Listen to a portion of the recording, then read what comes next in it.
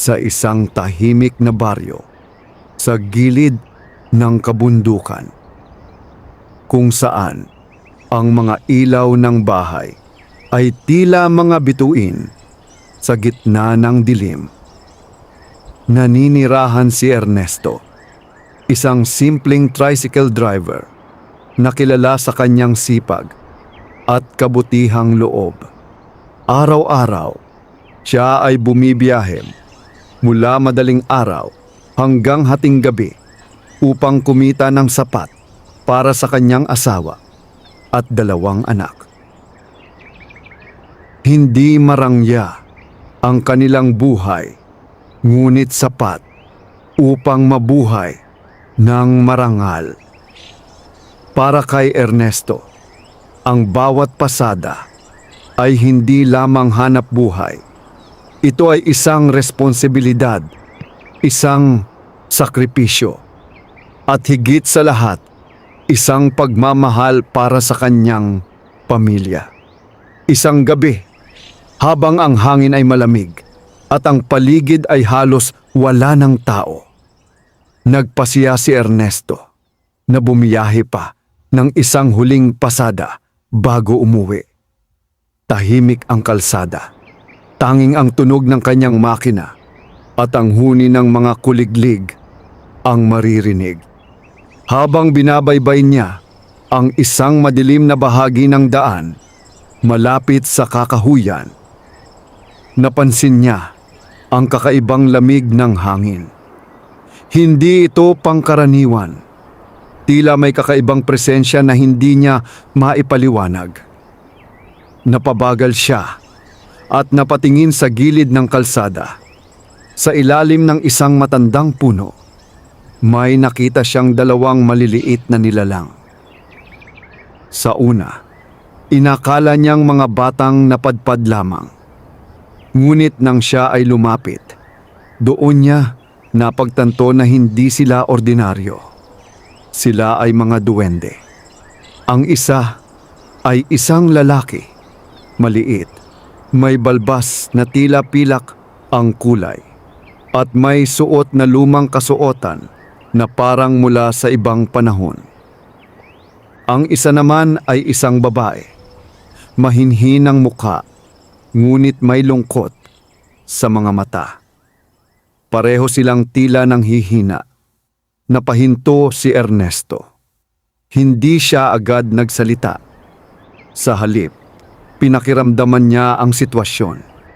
Hindi lingid sa kanya ang mga kwento ng kanyang lola tungkol sa mga nilalang na hindi nakikita ng karaniwang tao. Mga nilalang na dapat igalang, ngunit minsan ay dapat ding katakutan. Ngunit sa sandaling iyon, hindi takot ang kanyang naramdaman, kundi awa. "Kaibigan," mahinang sambit ng lalaking duwende, "maaari mo ba kaming tulungan?" Nagulat si Ernesto. Hindi dahil nagsalita ito, kundi dahil malinaw at maayos ang boses nito. Parang isang taong matagal nang nabuhay. "Ano po ang kailangan ninyo?" maingat niyang tanong. Nagkatinginan ang mag-asawang duwende bago muling nagsalita ang babae. "Kami ay nawalan ng lakas at kailangan naming makarating sa isang lugar bago sumikat ang araw." "Anong lugar?" tanong ni Ernesto. Hindi agad sumagot ang lalaki. Sa halip, tumingin ito sa paligid na tila may iniiwasan. Sa loob ng gubat, sa pinakamatandang puno. Napakunot ang noo ni Ernesto. Kilala niya ang lugar na iyon. Marami ng kwento ang umiikot tungkol sa gubat na iyon. Mga nawawalang tao, kakaibang ilaw sa gabi, at mga bulong na hindi maipaliwanag. "Hindi po ligtas doon sa gabi," sabi niya. "Mas hindi kami ligtas kung hindi kami makarating," tugon ng duwende. Sandaling natahimik si Ernesto. Alam niyang may panganib. Ngunit sa harap ng 2 nilalang na malinaw na nangangailangan ng tulong, hindi niya magawang tumalikod. "Sumakay po kayo," sa wakas ay sabi niya. Nagulat ang mag-asawang duwende, ngunit agad silang umakyat sa tricycle. Sa sandaling iyon, napansin ni Ernesto na tila gumaan ang kanyang sasakyan. Parang wala itong sakay. Habang nagsisimula siyang magmaneho papunta sa gubat, naramdaman niyang may nagbago sa paligid. Ang hangin ay lalong lumamig at ang katahimikan ay naging mas mabigat. Hindi lahat ng makikita mo ngayong gabi ay dapat mong unawain, biglang sabi ng lalaking duwende. Basta magtiwala ka lamang. Napahigpit ang hawak ni Ernesto sa manibela. Hindi niya alam kung ano ang kanyang pinasok. Ngunit alam niya, hindi na siya basta-basta makakabalik sa dating buhay matapos ang gabing ito. Habang papalapit sila sa gubat, napansin niya ang mga ilaw na tila lumulutang sa hangin. Mga aninong gumagalaw sa pagitan ng mga puno. At isang pakiramdam na tila may mga matang nakamasid sa kanila mula sa dilim. At doon niya naunawaan. Ang kanyang huling pasada ay hindi pala para sa tao, kundi para sa isang mundo na matagal nang nakatago sa likod ng ating nakikita. At sa mundong iyon, ang bawat desisyon ay may kapalit. Huminto ang tricycle sa gilid ng masukal na gubat. Dito na, sabi ng duwende. Ngunit bago pa man bumaba ang dalawa, biglang namatay ang makina ng tricycle. At kasabay nito, isang malalim na ungol ang umalingaw-ngaw mula sa loob ng kagubatan. Nanlamig ang buong katawan ni Ernesto dahil alam niyang hindi lamang sila ang nasa lugar na yon. Hindi agad nakagalaw si Ernesto matapos marinig ang malalim na ungol mula sa loob ng kagubatan. Ang tunog ay hindi pangkaraniwan. Hindi ito hayop at lalong hindi tao. Para itong nagmumula sa isang bagay na matagal nang nakatago, naghihintay at ngayoy nagising. Tahimik ang paligid, ngunit ang katahimikang iyon ay hindi nagbibigay ng kapanatagan. Sa halip, ito'y parang babala. Unti-unting bumaba ang mag-asawang duwende mula sa tricycle. Sa kabila ng kanilang maliit na anyo, may kakaibang bigat sa kanilang presensya. Isang uri ng kapangyarihang hindi maipaliwanag. Salamat kaibigan, mahinang sabi ng lalaking duwende. Hindi lahat ng tao ay handang tumulong sa tulad namin. Si Ernesto ay napalunok. Ano po ba talaga ang nangyayari dito? Hindi agad sumagot ang babae. Sa halip, tumingin siya sa kailaliman ng gubat na para bang may naririnig siyang hindi marinig ng iba. May nagising, sa wakas ay sabi niya. Isang bagay na matagal nang natutulog. Nanlaki ang mga mata ni Ernesto. Ano pong ibig ninyong sabihin? Bago pa makasagot ang mga duwende, muling umaling-awngaw ang ungol. Ngayon ay mas malapit, mas malinaw, at mas nakakatindig balahibo. Napaatras si Ernesto. Hindi ka na dapat manatili pa, sabi ng lalaking duwende. Ang daan pabalik ay bukas pa, sa ngayon. Paano naman kayo? Tanong ni Ernesto. May halong pag-aalala. Ngumiti ang babae. Ngunit ang ngiting iyon ay may lungkot. Ito ang aming tahanan at tungkulin naming harapin ang anumang gumising dito. Sandaling nagduda si Ernesto. Ang bahagi ng kanyang isip ay nagsasabing umalis na siya, na hindi ito ang kanyang laban. Ngunit ang kanyang puso ay tila hindi pumapayag. Hindi ko kayo pwedeng iwan dito, mariin niyang sabi. Nagkatinginan ang mag-asawang duwende, tila nag-uusap ng hindi nagsasalita. Kung pipiliin mong manatili, wika ng lalaki, Hindi ka na basta makakabalik sa dati mong mundo. Ang mga mata mong nakakita sa amin ay hindi na muling magiging bulag sa katotohanan. Tahimik na napatingin si Ernesto sa madilim na kagubatan. Sa likod ng mga punong iyon ay may mga lihim na hindi niya kailanman inakalang totoo. Ngunit naroon din ang isang pagkakataon. Isang pagkakataong tumulong kahit hindi niya lubos na nauunawaan ang panganib. Huminga siya ng malalim. Ano ang kailangan kong gawin? Sa unang pagkakataon, nagbago ang ekspresyon ng mga duwende. Ang lungkot ay napalitan ng bahagyang pag-asa. Sumunod ka sa amin, sabi ng babae. Ngunit huwag kang lilingon sa likod kahit ano pa ang marinig mo. Napalunok si Ernesto, ngunit tumango siya. Iniwan niya ang kanyang tricycle sa gilid ng kalsada, ang tanging simbolo ng kanyang simpleng buhay, at sumunod sa dalawang nilalang papasok sa kagubatan. Habang papalalim sila, napansin niyang tila nagbabago ang paligid. Ang mga puno ay tila mas tumataas. Ang mga anino ay mas dumidilim. At ang hangin ay may dalang mga bulong na hindi maintindihan. Sa bawat hakbang, pakiramdam niya ay may mga matang nakamasid sa kanya. Bigla niyang narinig ang isang pamilyar na boses. Ernesto, napahinto siya. Boses iyon ng kanyang asawa. Bumalik ka na. Kailangan ka namin. Nanlamig ang kanyang dugo. Gusto niyang lumingon. Gusto niyang tiyakin kung totoo ang kanyang narinig. Ngunit naalala niya ang sinabi ng duwende. Huwag kang lilingon. Pinikit niya ang kanyang mga mata at ipinagpatuloy ang paglalakad. Ngunit hindi tumigil ang mga boses. 3 na lang kami. Nasaan ka na? Ernesto, mas lumakas ang mga ito. Mas naging malinaw.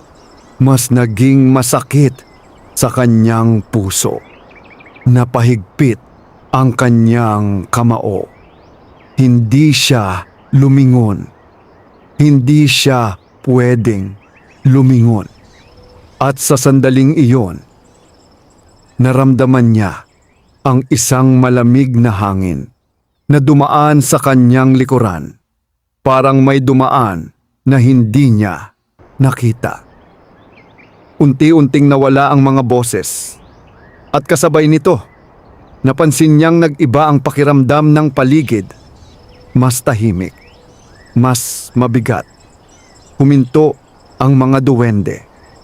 Nalampasan mo ang unang pagsubok, sabi ng lalaking duwende.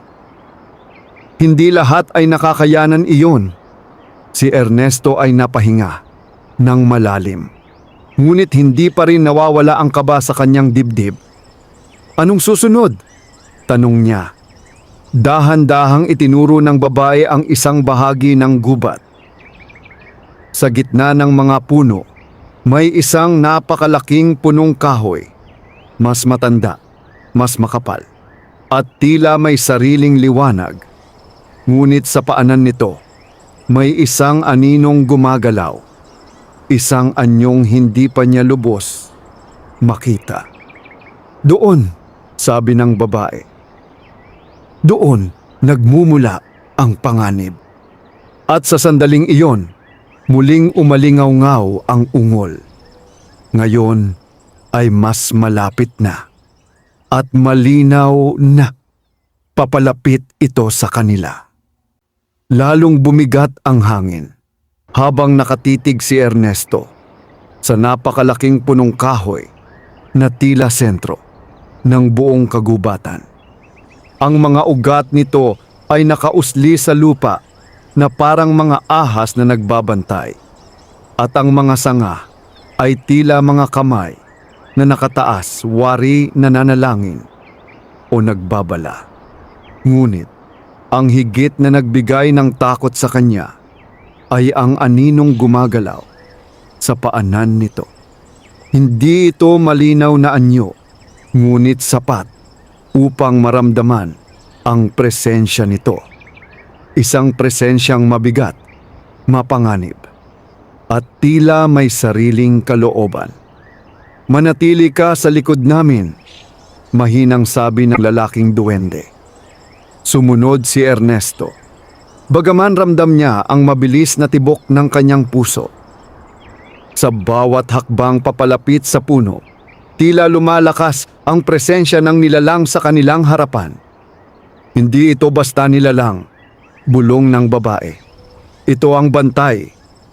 Bantay? Ulit ni Ernesto. Tagapangalaga ng balanse, sagot ng lalaki. Ngunit ngayong gabi, may mali. Biglang gumalaw ang anino. Unti-unti itong nagkaroon ng hugis. Isang matangkad na anyo na tila gawa sa usok at dilim. Ang mga mata nito ay nagliyab sa malamlam na liwanag. At ang katawan nito ay patuloy na nagbabago. Parang hindi nito kayang manatili sa iisang anyo.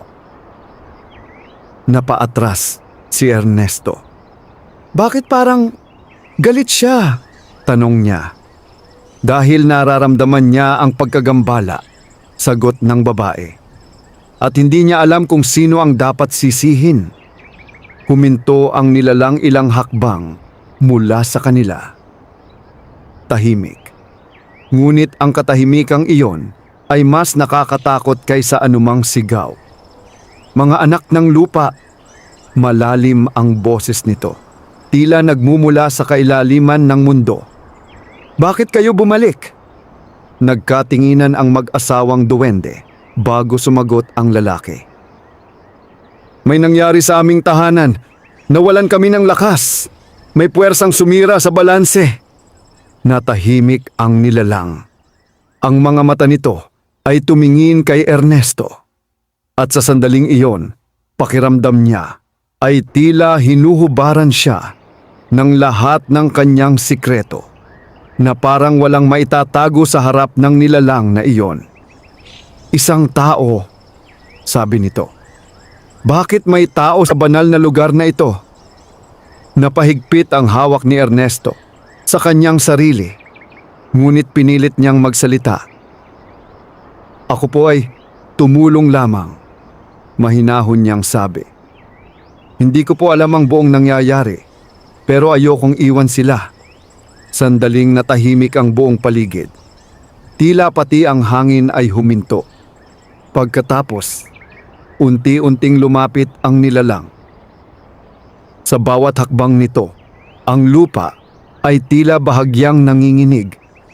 Ang mga taong pumapasok dito ay may dalawang kapalaran lamang, sabi nito. Ang hindi na makabalik o ang mabago magpakailanman. Napapikit sandali si Ernesto. Alam niyang wala nang atrasan. Kung iyon ang kapalit ng pagtulong, sagot niya, tatanggapin ko. Muling natahimik ang nilalang. Pagkatapos ay unti-unti nitong ibinaba ang kanyang anyo hanggang sa halos kasing taas na lamang ng isang tao. May tapang ka, sabi nito. Ngunit ang tapang ay hindi sapat. Biglang umihip ang malakas na hangin. Ang mga dahon ay nagsimulang umikot sa paligid nila at ang liwanag mula sa punong kahoy ay lalong lumiwanag. Kung nais ninyong maibalik ang balanse, patuloy ng nilalang, kailangan ninyong hanapin ang pinagmulan ng pagkagambala. Saan? Tanong ng babae. Dahan-dahang itinaas ng nilalang ang kamay nito at itinuro ang mas malalim na bahagi ng kagubatan. Isang lugar na halos walang liwanag. Sa puso ng dilim. Nanlamig si Ernesto. Mas madilim pa sa lugar na kinaroroonan nila ang tinutukoy ng nilalang. Ngunit mag-ingat, dagdag nito. Ang gumambala sa balanse ay hindi lamang basta nilalang. Ano po ito?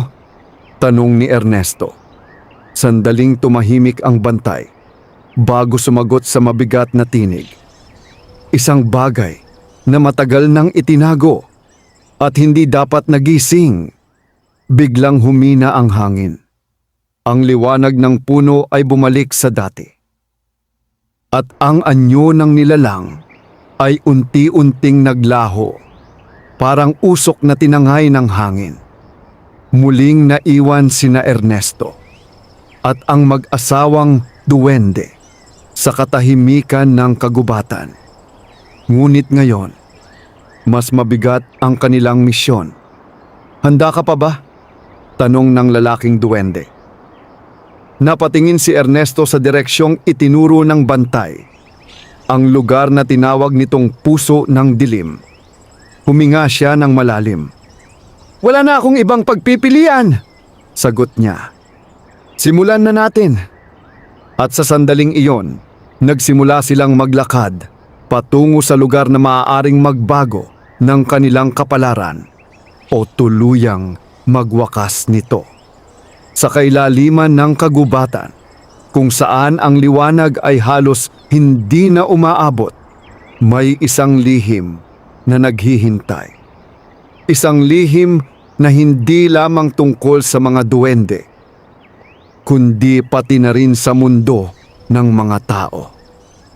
Habang papalalim ang kanilang paglalakbay, unti-unting naglaho ang liwanag na nagmumula sa punong matanda. Ang kagubatan ay tila nag-iba ng anyo. Ang mga punong kanina'y tayog at buhay ay naging baluktot at tila unti-unting nabubulok. Ang hangin ay mas malamig, mas mabigat at may dalang amoy ng lupa na matagal nang hindi nasisinagan ng araw. Tahimik silang tatlo, walang gustong magsalita. Ang bawat tunog ng kanilang hakbang ay tila masyadong malakas sa gitna ng nakakabinging katahimikan. Napansin ni Ernesto na kahit ang kanyang paghinga ay tila may bigat. Parang may humihila sa kanyang dibdib, pinipigilan siyang huminga ng malalim. Malapit na tayo! Bulong ng babaeng duwende. Dito nagsisimula ang lugar na hindi nasaklaw ng karaniwang mundo. Anong ibig mong sabihin? Mahinang tanong ni Ernesto. Sumagot ang lalaking duwende, ngunit hindi siya tumingin. Ang mga batas ng tao ay hindi na umiiral dito. Napatingin si Ernesto sa paligid. Sa unay akala niya ay guni-guni lamang, ngunit unti-unti niyang napansin. Ang mga anino ay hindi na sumusunod sa liwanag. Ang ilan ay gumagalaw ng sarili, tila may sariling buhay. Napahigpit ang kanyang hawak sa kanyang sarili. Patuloy ka lang, sabi ng babae. Huwag kang titigil. Bigla silang napahinto. Sa harap nila, may isang malawak na bahagi ng kagubatan na tila walang laman. Isang bilog na espasyo kung saan walang puno, walang damo, at walang kahit anong buhay. Sa gitna nito ay may isang hukay. Hindi ito karaniwang hukay. Ito ay tila walang katapusan. Ang gilid nito ay itim na parang sinunog at mula rito ay may manipis na usok na umaangat. Diyan! Mahina, ngunit mabigat ang tinig ng lalaking duwende. Diyan nagsimula ang lahat. Lumapit si Ernesto ng dahan-dahan, ngunit agad siyang napahinto nang maramdaman ang kakaibang puwersa mula sa hukay. Parang may humihila sa kanya pababa. Parang may tumatawag. Lumayo ka! Biglang sabi ng babae. Bahagyang nanginginig ang boses. Hindi ka dapat masyadong lumapit. Ngunit huli na. Sa sandaling iyon, may narinig si Ernesto. Isang bulong. Mahina, ngunit malinaw. Ernesto. Nanlamig ang kanyang katawan. Hindi na ito tulad ng mga boses kanina. Mas malalim ito. mas totoo. Hindi kanila sasabihin ang buong katotohanan. Dahan-dahang napalingon si Ernesto sa mag-asawang duwende.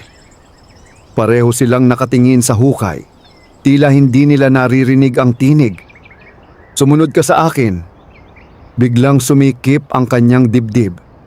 May bahagi ng kanyang isip na nagsasabing huwag makinig. Ngunit may isa ring bahagi na gustong malaman ang totoo. "Ano po ba talaga ang nasa loob niyan?" tanong niya. Hindi inaalis ang tingin sa hukay. Hindi agad sumagot ang mga duwende. Sa halip, tila nag-alinlangan sila. At doon nagsimulang magduda si Ernesto. "May hindi kayo sinasabi," mariin niyang sabi. Unti-unting napatingin sa kanya ang lalaking duwende. May bigat ang kanyang mga mata. Ang nasa loob niyan ay hindi lamang ang dahilan ng pagkagambala. "Kung hindi?" tanong ni Ernesto. Huminga ng malalim ang babae. At doon nakakulong ang isang nilalang na minsang tinulungan ng tao.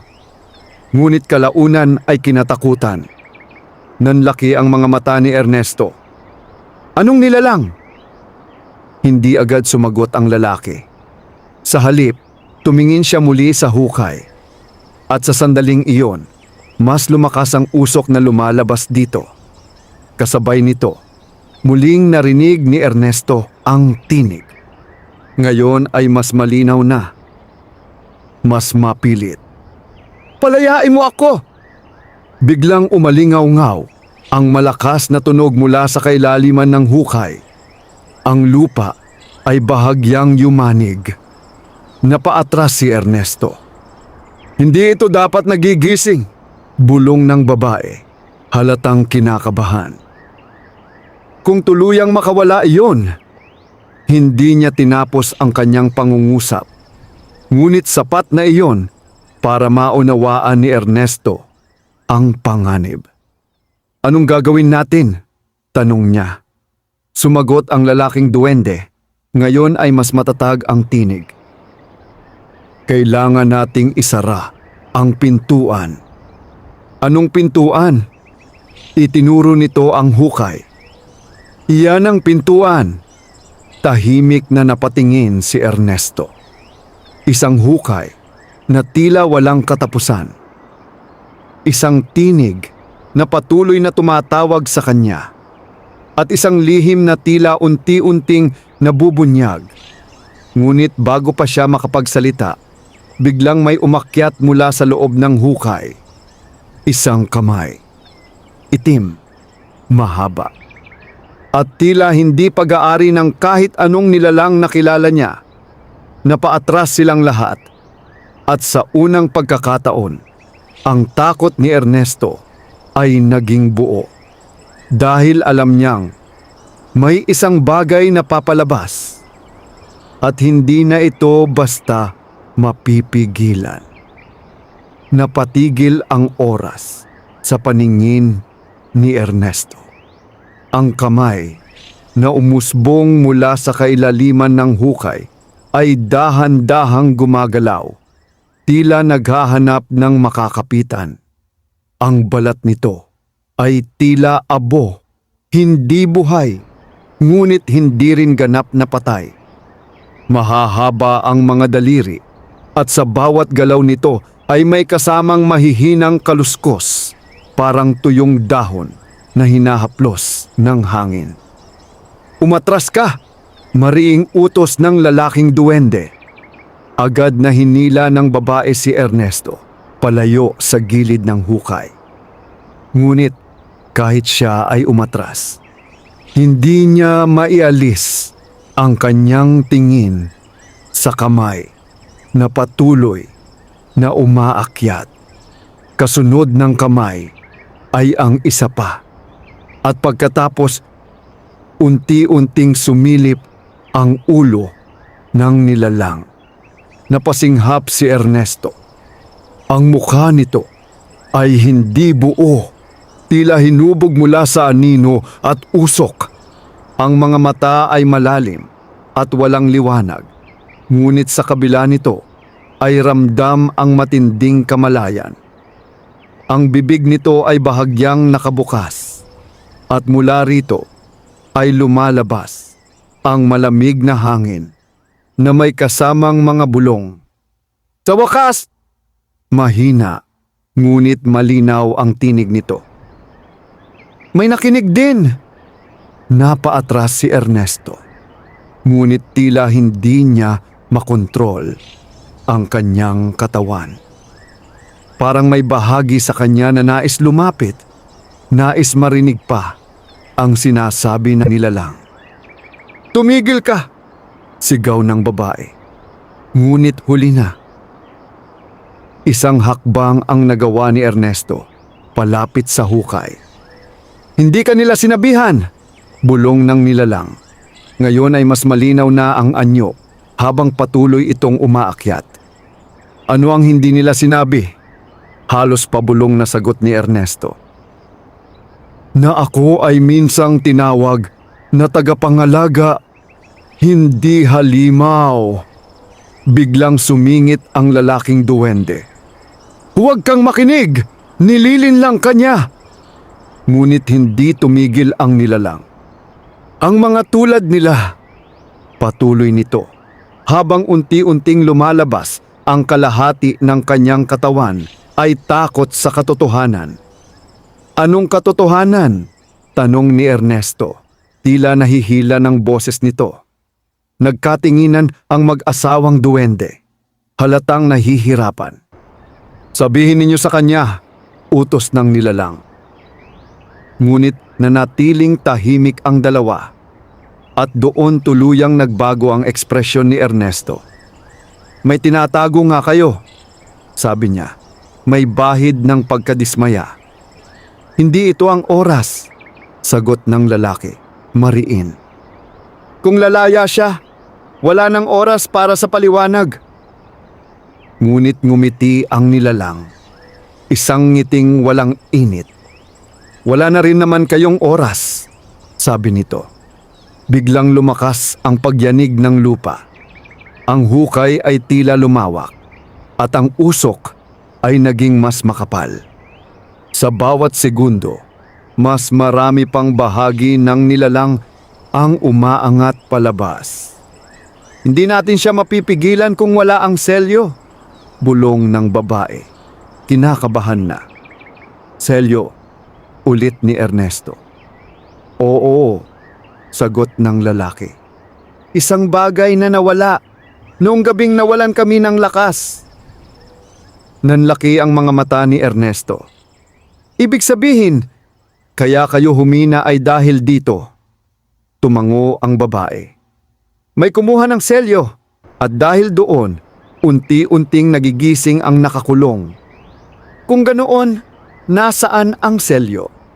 Tanong ni Ernesto. Bago pa makasagot ang mga duwende, biglang humalakhak ang nilalang. Hinahanap ninyo pa rin? Sabi nito. Matagal na itong wala sa inyo. Biglang tumigil si Ernesto. May naalala siya. Ang kakaibang lamig bago niya makita ang mga duwende. Ang pakiramdam na parang may nagbago sa kanyang tricycle. Dahan-dahan niyang inilabas ang kanyang kamay. At napatingin dito.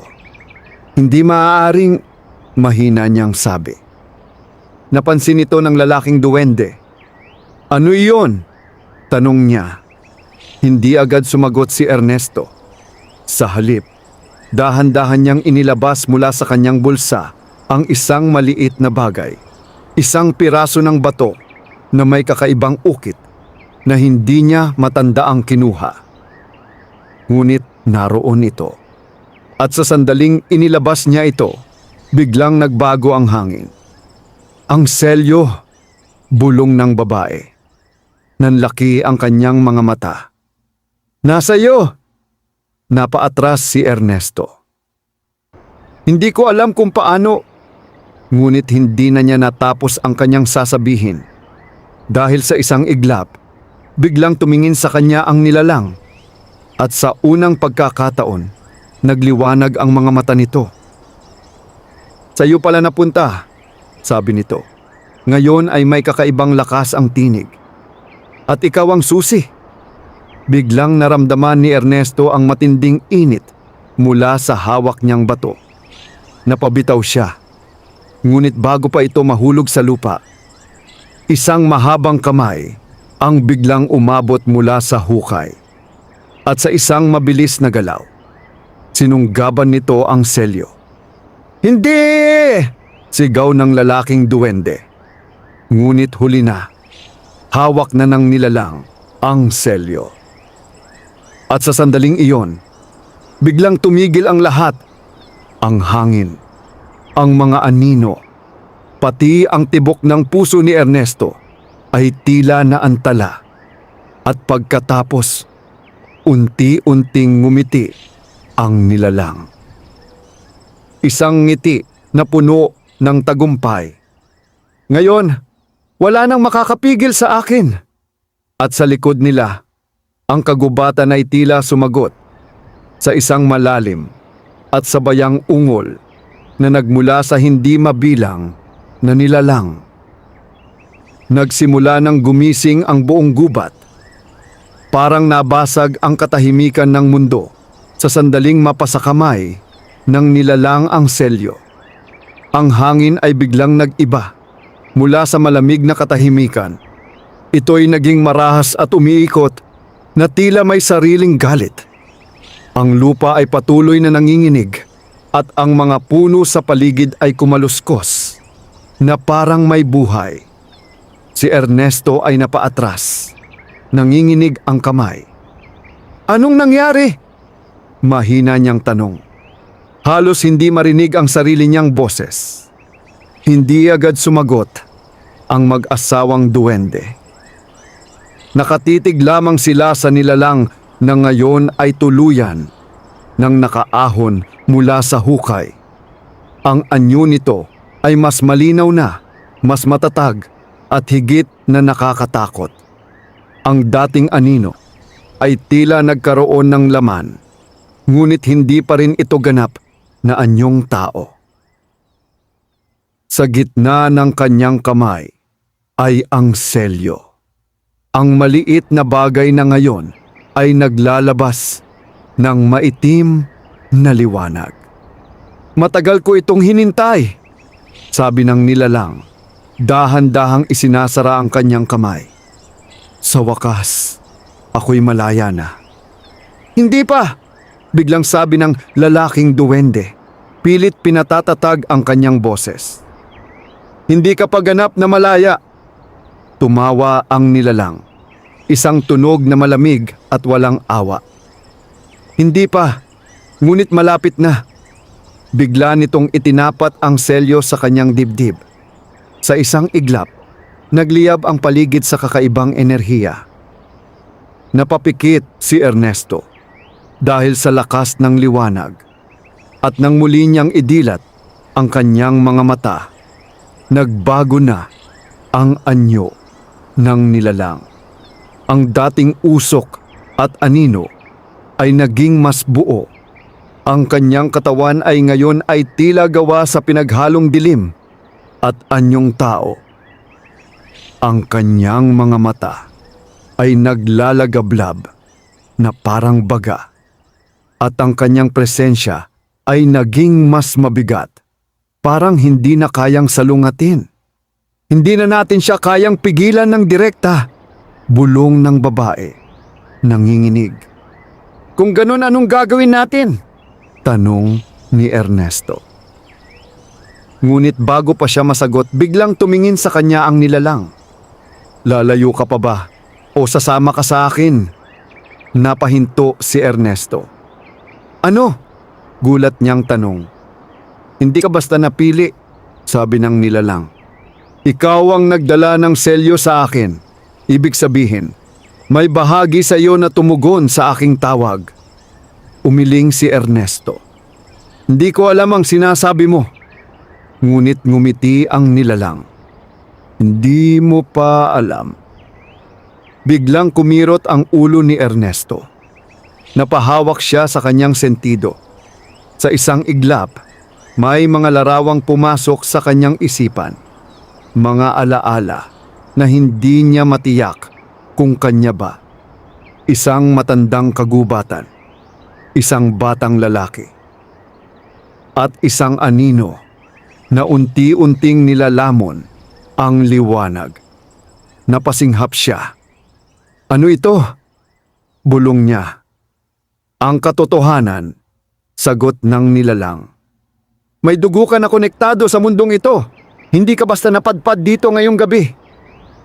Biglang nagsalita ang lalaking duwende. Tama na. Ang kanyang tinig ay mas malakas kaysa dati. Hindi mo siya magagamit! Ngunit hindi ito pinansin ng nilalang. Sa halip, unti-unti itong lumapit kay Ernesto. Sa bawat hakbang nito, ang lupa ay tila nabibitak. Sumama ka sa akin, sabi nito. At ipapakita ko sa iyo ang buong katotohanan, ang mga lihim na itinago sa iyo mula pa noong ikaw ay isinilang. Napaatras si Ernesto. Hindi ko kailangan ng sinasabi mo, mariin niyang sagot. Ngunit kahit sinabi niya iyon, hindi niya maikaila ang pagdududa sa kanyang puso. Tama ba ang mga duwende? O may katotohanang hindi nila sinasabi? Biglang humawak ang babae sa kanyang braso. Huwag kang magpapadala, sabi niya. Ang kapangyarihan niya ay hindi lamang lakas, kundi panlilin lang. Huminga ng malalim si Ernesto. Pinilit niyang itaboy ang mga narinig at nakita. Hindi ako sasama sa iyo, muli niyang sabi. Ngayon ay mas matatag. Sandaling natahimik ang nilalang. Pagkatapos ay ngumiti ito. Ngunit ang ngiting iyon ay hindi na tulad ng dati. May bahid na ito ng panganib. Kung ganoon, bigla itong nagtaas ng kamay. At sa isang iglap, isang malakas na puwersa ang tumama kay Ernesto. Napabagsak siya sa lupa. Hindi mo kailangan pumili, sabi ng nilalang. Dahil kukunin kita, kahit ayaw mo. Hindi, sigaw ng babae. Ngunit huli na. Ang lupa sa ilalim ni Ernesto ay biglang nagbukas. Isang bitak na parang bibig ng dilim ang lumamon sa kanya. Sa loob ng ilang segundo, siya ay unti-unting hinihigop pababa. Ernesto, sigaw ng lalaking duwende. Ngunit wala na siyang magawa. Sa huling sandali, napatingin si Ernesto sa kanila. Puno ng takot, kalituhan, at isang tanong na hindi niya masagot. At pagkatapos, siya ay tuluyang nilamon ng dilim. Biglang nagsara ang lupa at muling bumalik ang katahimikan. Ngunit ang katahimikang iyon ay hindi na tulad ng dati. Dahil ngayon, ang taong maaaring maging susi sa lahat ay nasa kamay na ng dilim. Walang liwanag. Iyon ang unang bagay na napansin ni Ernesto. Hindi niya alam kung gaano katagal siyang nahulog o kung nahulog nga ba siya. Ang pakiramdam ay tila siya'y lumulutang sa isang espasyong walang hanggan, walang direksyon at walang hangin. Unti-unti niyang naramdaman ang kanyang katawan. Mabigat, parang may pumipigil sa bawat galaw niya. Sinubukan niyang igalaw ang kanyang mga kamay at sa wakas ay naramdaman niya ang matigas na lupa sa ilalim niya. Nakahiga siya. Ngunit hindi ito ordinaryong lupa. Ito'y malamig, tila basa, at may kakaibang pulso na parang may sariling buhay. Dahan-dahan siyang bumangon. Nasaan ako? Bulong niya sa sarili. Walang sumagot. Ngunit sa malayo, may nakita siyang mahinang liwanag. Hindi ito maliwanag, ngunit sapat upang makita niya ang paligid. Isang malawak na kuweba ang kanyang kinaroroonan. Ang mga pader ay tila buhay, humihinga sa bawat sandali. May mga ugat na gumagapang sa bato at ang kisame ay tila napakataas na hindi na makita ang dulo. At sa gitna ng katahimikan, may mga bulong. Hindi malinaw ang mga salita, ngunit ramdam ang kanilang presensya. Parang daan-daang tinig na sabay-sabay nagsasalita, ngunit walang nais magpaliwanag. Napahawak si Ernesto sa kanyang ulo. "Tumigil kayo!" mahina niyang sabi. Ngunit hindi sila tumigil. Sa halip, mas lumakas pa. "Hindi ka na makakabalik. Ito na ang iyong lugar. Tinanggap ka na ng dilim." Napapikit siya. Pinilit niyang kontrolin ang kanyang paghinga. Hindi ito totoo. Hindi ito pwedeng maging totoo. Bigla niyang naalala ang kanyang pamilya, ang kanyang asawa, ang kanyang mga anak. Hindi siya pwedeng manatili dito. "Hindi ako sa inyo," mariin niyang sabi, kahit nanginginig ang kanyang boses. Sa sandaling iyon, tumahimik ang mga bulong, at mula sa kadiliman, may isang anyong unti-unting lumitaw. Hindi ito ang nilalang na nakita niya kanina. Ito ay mas tahimik. Mas matanda ang presensya. Isang anyong tila tao, ngunit ang katawan ay gawa sa pinong-anino. Ang mukha nito ay hindi malinaw, ngunit may mga matang kumikislap sa loob ng dilim. "Matibay ang iyong loob," sabi nito. Malumanay ngunit may lalim. "Hindi lahat ay nakakayanan ang unang pagtanggap ng lugar na ito." "Anong lugar ito?" tanong ni Ernesto. "Ang pagitan," sagot ng nilalang. "Sa pagitan ng mundo ng tao at ng mundong matagal nang nakalimutan." Napatingin si Ernesto sa paligid. "Ibig mong sabihin, hindi pa ako ganap na nasa mundo ninyo?" "Hindi pa," sagot nito. "Ngunit papalapit ka na." Napaatras si Ernesto. "Hindi ko pinili ito." "Hindi mo nga pinili," sagot ng nilalang. "Ngunit ikaw ay pinili." Biglang sumikip ang kanyang dibdib. "Muli na naman ang mga salitang iyan," sabi niya. May halong inis. "Ano ba ang ibig sabihin niyan?" Sandaling natahimik ang nilalang. Pagkatapos ay unti-unti itong lumapit. "May dugo ka na konektado sa amin," sabi nito.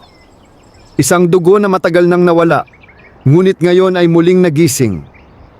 Napailing si Ernesto. "Hindi ako naniniwala." "Hindi mo kailangan maniwala," sagot nito. "Dahil ang katotohanan ay hindi nakadepende sa paniniwala." Biglang may lumitaw na liwanag sa pagitan nila. Isang larawan. Isang alaala. Isang batang lalaki ang nakita ni Ernesto. Nakaupo sa ilalim ng puno. May hawak na maliit na bagay na kumikislap. At sa harap nito ay isang nilalang na tila duwende. Napasinghap si Ernesto. "Ako ba yun?" mahina niyang tanong. "Isang bahagi ng iyong nakaraan," sagot ng nilalang. "Isang bagay na kinalimutan o pinilit mong kalimutan." Biglang sumakit ang kanyang ulo. Mas malinaw na ngayon ang mga alaala. Isang gabi, isang pagkawala, at isang pangako na hindi niya matandaang ginawa. "Ano ang ginawa ko?" tanong niya. "Tinulungan mo kami," sagot ng nilalang. "Ngunit kapalit nito, may iniwan kang bahagi ng iyong sarili sa mundong ito." Nanlaki ang mga mata ni Ernesto. Kaya ba ako narito?" "Hindi lamang iyon," sagot nito. Ngunit ikaw ang tulay. Sa pagitan ng dalawang mundo, biglang umalingaw-ngaw ang isang malakas na tunog sa buong kuweba. Parang may pumutok sa malayo. Napalingon si Ernesto. Ano yon? Ngunit hindi na sumagot ang nilalang. Sa halip, unti-unti itong naglaho. At ngayon, ang huling sinabi nito bago tuluyang mawala, kailangan mong pumili kung saan ka tunay na nabibilang.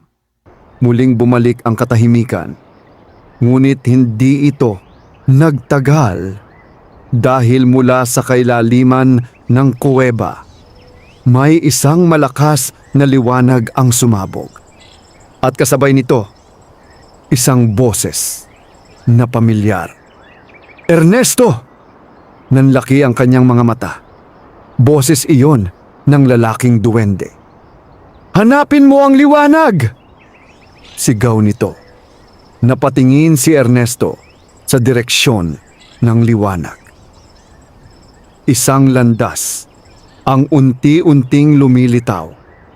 Ngunit sa likod niya, ang dilim ay gumagalaw. Parang may paparating. At alam niyang hindi siya pwedeng manatili sa gitna. Kailangan niyang pumili. Ngayon na. Nakatayo si Ernesto sa pagitan ng dalawang puwersa. Sa kanyang harapan, ang liwanag, mahina ngunit malinaw, tila isang landas palabas ng kadiliman. Sa kanyang likuran ang dilim, gumagalaw pahinima, humihinga, at unti-unting lumalapit na parang isang nilalang na naghihintay lamang ng tamang sandali upang siya'y tuluyang sakupin. Muli niyang narinig ang tinig ng lalaking duwende. Ernesto, huwag kang mag-atubili! Ngunit kasabay nito, may isa pang boses na sumingit, mas malalim, mas mapang-akit. Bakit ka lalayo sa katotohanan? Napapikit si Ernesto. Hindi na bago sa kanya ang tinig na iyon. Ito ang parehong boses na narinig niya sa hukay. Ang nilalang. Kung susundan mo ang liwanag, patuloy na boses. Babalik ka sa dati mong buhay, ngunit mananatili kang bulag sa kung sino ka talaga. Unti-unting bumilis ang tibok ng puso ni Ernesto. Ngunit kung haharapin mo ang dilim, dagdag nito. Malalaman mo ang lahat. Biglang nagliwanag ang paligid. Sa harap niya ay muling lumitaw ang mga alaala. Mas malinaw ngayon. Isang batang Ernesto, masaya, walang takot. Nakikipag-usap sa mga nilalang na hindi nakikita ng iba. At sa tabi niya, isang maliit na duwende. Ngumiti si Ernesto sa alaala. Hindi ka namin iniwan, sabi ng batang boses sa kanyang isipan. Ikaw ang lumayo. Biglang nabasag ang alaala. Napadilat siya. Hindi, bulong niya. Ngunit ramdam niya na may katotohanan doon. May bahagi ng kanyang sarili na matagal nang nakalimutan at ngayon ay pilit na bumabalik. Ernesto! Muli niyang narinig ang sigaw ng babae. Kung hindi ka kikilos ngayon, mawawala ka sa amin. Napatingin siya sa liwanag. Ang landas ay unti-unting nagsasara. Parang may oras na tumatakbo laban sa kanya. Ngunit sa likod niya, ang dilim ay mas lalong lumapit. At mula rito, may mga anyong unti-unting nabubuo. Mga aninong tila may mukha, mga mukhang puno ng lungkot at galit. At paano naman kami? Sabay-sabay na bulong ng mga anino. Iwan mo na lang ba kami muli? Nanlamig si Ernesto. Hindi niya kilala ang mga mukhang iyon, ngunit ang pakiramdam. Tila may koneksyon siya sa kanila. Hindi ko kayo kilala, sabi niya. Ngunit may bahagi sa kanyang puso na hindi sigurado. Biglang may isang anyo ang lumapit mula sa dilim. Mas malinaw kaysa sa iba. Isang matandang lalaki. At sa kanyang mga mata, may pagkilala. Anak, sabi nito. Napaatras si Ernesto. Huwag, mahina niyang sabi. Ngunit hindi tumigil ang anyo. Matagal na kitang hinihintay. Napahawak si Ernesto sa kanyang dibdib. Ang sakit ay hindi pisikal. Ito ay parang isang bigat na matagal nang nakabaon. Hindi ito totoo, pilit niyang sabi. Ngunit ang tinig ay sumagot. Ang katotohanan ay hindi laging magaan. Biglang lumakas ang liwanag sa kanyang harapan. Ernesto! Sigaw ng lalaking duwende. Kung mananatili ka dyan, tuluyan kang maaangkin ng dilim. Napapikit siya. Ang kanyang isip ay puno ng ingay. Mga boses. Mga alaala. Mga tanong na wala pang sagot. Ngunit sa gitna ng lahat,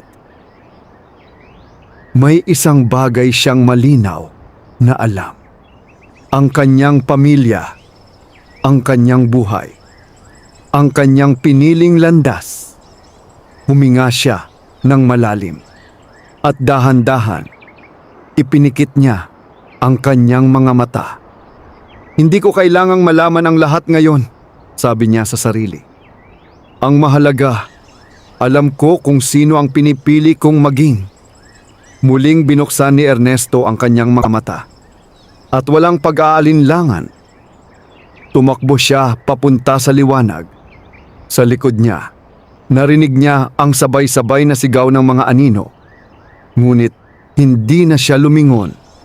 Sa bawat hakbang, naramdaman niyang bumabalik ang kanyang lakas. Ang bigat sa kanyang dibdib ay unti-unting nawawala. At sa wakas, naabot niya ang liwanag. Isang malakas na pagputok ang umalingaw-ngaw. At sa isang iglap, bumalik ang lahat sa katahimikan. Dahan-dahang idinilat ni Ernesto ang kanyang mga mata. Nakahiga siya sa malamig na lupa ng kagubatan. Sa tabi niya ay ang mag-asawang duwende, parehong nakatingin sa kanya, punong-puno ng pag-aalala. Bumalik ka! Bulong ng babae, may halong ginhawa.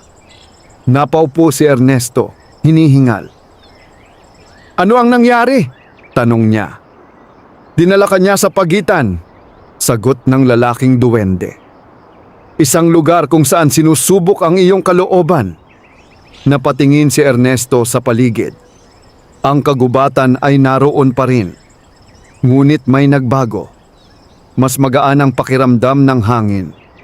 Ngunit bigla niyang naalala ang nilalang. Ang selyo. Nasaan siya? Tanong niya. Biglang nag-iba ang ekspresyon ng mga duwende. Dahan-dahang tumingin ang lalaki sa likuran ni Ernesto. Nanlamig ang kanyang katawan. Dahan-dahan siyang lumingon.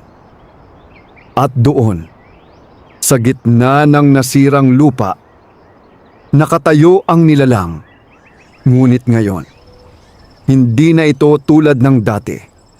Ang kanyang anyo ay mas malinaw na, mas malakas. At sa kanyang dibdib, ang selyo ay nagliliwanag na parang bahagi na ng kanyang sarili. Magaling, sabi nito. Malamig ang tinig. Pinili mo ang liwanag. Ngunit unti-unti itong ngumiti. Ngunit huli na ang lahat. Biglang nagdilim ang kalangitan sa ibabaw ng kagubatan. Ang hangin ay muling umingay. At ang mga puno ay nagsimulang yumuko. Parang nagbibigay galang sa isang bagong kapangyarihan. Ako na ang bagong bantay, sabi ng nilalang. Hindi ng balanse, kundi ng wakas. Nanlaki ang mga mata ni Ernesto. At sa sandaling iyon, naunawaan niya. Ang laban ay hindi pa tapos. Sa katunayan, ngayon pa lamang ito nagsisimula, ang hangin ay naging mabigat. Tila pinipiga ang bawat hininga sa dibdib ni Ernesto. Ang kalangitan sa ibabaw ng kagubatan ay nagdilim. At ang liwanag na dati nagbibigay ng pag-asa ay unti-unting natabunan ng isang presensyang hindi maikakaila. Sa harap nila, ang nilalang ay nakatayo. Ngayon ay ganap ng nagbago. Hindi na ito basta anino. May hugis na ito ng isang nilalang na tila pinagsama ang anyong tao at isang bagay na mas sinauna. Ang selyo sa kanyang dibdib ay kumikislap at sa bawat tibok nito ay parang may enerhiyang dumadaloy sa buong kagubatan. Hindi na kayo makakabalik sa dati, sabi nito. Malamig at tiyak ang boses. Napahigpit ang kamao ni Ernesto. Hindi pa tapos ang lahat, sagot niya. Ngunit sa kabila ng kanyang tapang, ramdam niya ang agwat ng kanilang lakas. Hindi ito laban na basta kayang harapin ng isang ordinaryong tao. Ernesto! Mahinang tawag ng babae. Napalingon siya. Hindi natin siya kayang talunin sa lakas. Dagdag ng lalaking duwende. Ngunit may isa pang paraan. Ano iyon? Tanong ni Ernesto. Nagkatinginan ang mag-asawa. Tila nag-aalangan. Ang selyo ay hindi lamang pangkulong, sabi ng babae. Ito ay isang kasunduan. Kasunduan? Ulit ni Ernesto. Isang ugnayan, paliwanag ng lalaki, sa pagitan ng nagbabantay at ng mundo. Napatingin si Ernesto sa nilalang. Ibig mong sabihin, kung may ibang kukuha nito, magbabago ang may hawak ng kapangyarihan, sagot ng babae. Biglang tumawa ang nilalang. Akala ninyo ba ganun kadali? Sabi nito. Ang selyo ay pumili na. At pinili nito ako. Hindi, mariing sabi ni Ernesto. Hindi ito pumili. Kinuha mo lang. Sandaling natahimik ang nilalang. Ang mga mata nito ay tumingin kay Ernesto. Mas matalim, mas mapanganib. At ano ang balak mong gawin? Tanong nito. Huminga ng malalim si Ernesto. Sa lahat ng nangyari, sa lahat ng kanyang nakita at naramdaman, may isang bagay siyang natutunan. Na ang takot ay hindi sapat na dahilan upang umatras. At kung kailangan kong bawiin ito, sabi niya, gagawin ko. Biglang gumalaw ang nilalang. Sa isang iglap, nasa harap na ito ni Ernesto. Napaatras siya, ngunit hindi siya tumakbo. Hindi mo nauunawaan ang iyong hinaharap, sabi ng nilalang. Kung kukunin mo ito, hindi ka na magiging tulad ng dati. Tulad mo, sagot ni Ernesto. Ngumiti ang nilalang. Mas higit pa. Sandaling natahimik si Ernesto. At sa unang pagkakataon, hindi siya natakot sa posibilidad. Kung iyon ang kailangan, sabi niya, handa akong magbago. Biglang nagliwanag ang selyo. Napaatras ang nilalang, tila nagulat. Ano ito? Bulong nito. Lumapit si Ernesto. Dahan-dahan ngunit matatag ang hakbang. Hindi mo pag-aari ang kapangyarihang iyan, sabi niya. Hindi kailanman. Sa bawat hakbang niya, mas lumalakas ang liwanag mula sa selyo. At sa loob ng kanyang isipan, may mga alaala na muling nagbabalik.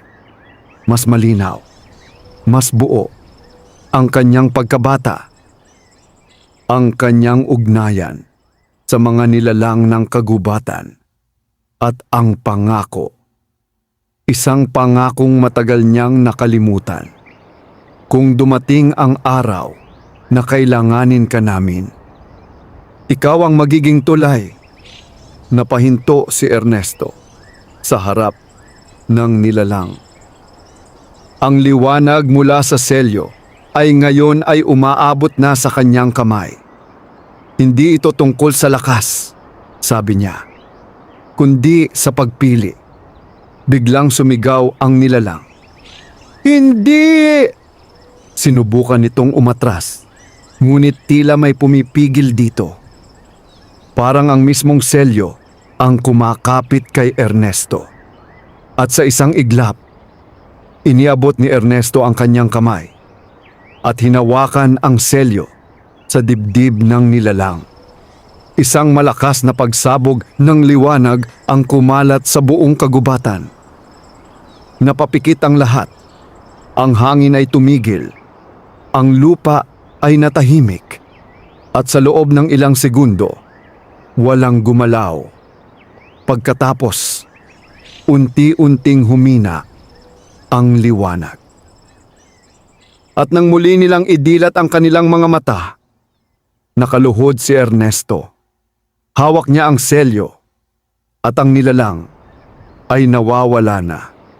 Ang kanyang anyo ay unti-unting nagiging usok, tinatangay ng hangin. Ngunit bago ito tuluyang maglaho, tumingin ito kay Ernesto. At sa unang pagkakataon, wala nang galit sa kanyang mga mata, kundi isang kakaibang katahimikan. Sa huli, mahina nitong sabi, "Ikaw pa rin." At tuluyan itong naglaho. Muling bumalik ang katahimikan sa kagubatan. Ngunit ngayon, ito ay payapa. Lumapit ang mag-asawang duwende. "Natapos mo," bulong ng babae. Ngunit hindi sumagot si Ernesto. Nakatitig lamang siya sa selyo sa kanyang kamay dahil nararamdaman niya, hindi pa ito ang wakas. Sa halip, ito ang simula ng isang bagong tungkulin. Unti-unting bumalik ang katahimikan sa kagubatan. Ang dating mabigat na hangin ay naging magaan at ang mga punong kaninay tila baluktot at nagdurusa ay muling tumindig ng tuwid. Ang liwanag na nagmumula sa punong matanda ay mas naging malinaw. Tila muling humihinga ang buong kagubatan. Ngunit sa gitna ng pagbabagong ito, nakaluhod pa rin si Ernesto. Hawak niya ang selyo na ngayon ay hindi na naglalabas ng madilim na enerhiya, kundi isang banayad at mainit na liwanag. "Ernesto!" Mahinang tawag ng babae. Dahan-dahan siyang napatingin sa mag-asawang duwende. "Natapos na ba?" tanong niya. Sandaling nagkatinginan ang dalawa. "Natigil ang panganib," sagot ng lalaking duwende. Ngunit hindi ito basta nagtatapos. Napabuntong hininga si Ernesto. Alam niya na iyon ang totoo.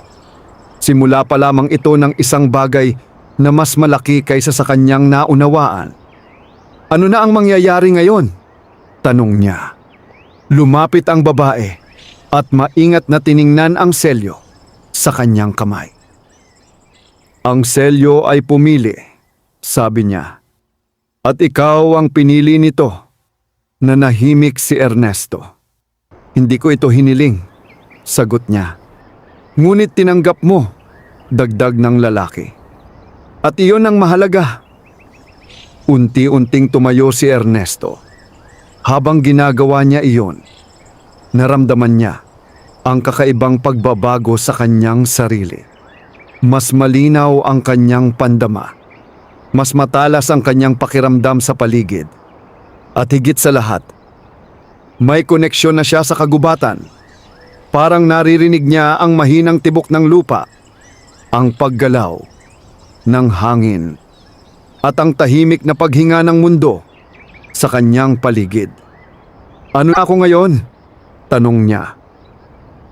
Sumagot ang lalaking duwende. May halong paggalang ang kanyang tinig. "Isa ka ng tagapagbantay." Napatingin si Ernesto sa kanyang mga kamay. Hindi ito nagbago sa panlabas. Ngunit sa loob, alam niyang hindi na siya ang dati. "May tungkulin ka na ngayon," sabi ng babae. "Panatilihin ang balanse. Protektahan ang pagitan ng dalawang mundo." Napahinga ng malalim si Ernesto. "Paano ko gagawin yon?" "Matutunan mo," sagot ng lalaki. "Hindi agad-agad, ngunit hindi ka nag-iisa." Ngumiti ang babae. "Narito kami." Sandaling natahimik si Ernesto. Sa lahat ng nangyari, sa lahat ng kanyang kinaharap, may isang bagay siyang hindi malilimutan. Ang kanyang buhay bilang isang simpleng tao. Ang kanyang pamilya. Bigla siyang napatingin sa direksyon kung saan niya iniwan ang kanyang tricycle. "Kailangan kong umuwi," sabi niya. Ngumiti ang mag-asawang duwende. "At maaari ka pa rin," sagot ng babae. "Hindi ka namin kinukuha mula sa iyong mundo. Sa halip," dagdag ng lalaki, "ikaw ang magiging tulay nito." Dahan-dahang tumango si Ernesto. Unti-unti niyang tinanggap ang kanyang bagong katotohanan. Isang paa sa mundo ng tao. Isang paa sa mundong matagal nang nakatago. Habang naglalakad sila pabalik sa gilid ng kagubatan, napansin niyang unti-unting bumabalik ang normal na anyo ng paligid. Ang mga anino ay muling naging tahimik. Ang hangin ay naging pamilyar at ang takot na kanina'y bumabalot sa kanya ay napalitan ng isang tahimik na determinasyon. Nang marating nila ang kalsada, naroon pa rin ang kanyang tricycle. Tahimik. Tila walang alam sa mga nangyari. Huminto si Ernesto at lumingon sa kagubatan.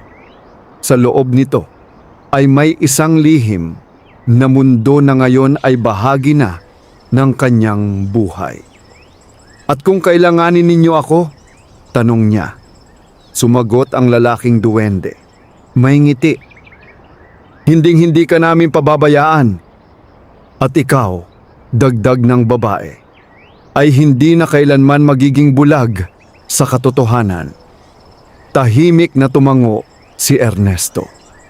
Sumakay siya sa kanyang tricycle at pinaandar ito sa unang andar ng makina. Tila bumalik ang lahat sa dati. Ang tunog, ang galaw, ang mundo. Ngunit alam niyang wala na talagang babalik sa dati. Habang papalayo siya sa kagubatan, napansin niya ang unang sinag ng araw na sumilip sa abot-tanaw. Isang bagong umaga. Isang bagong simula.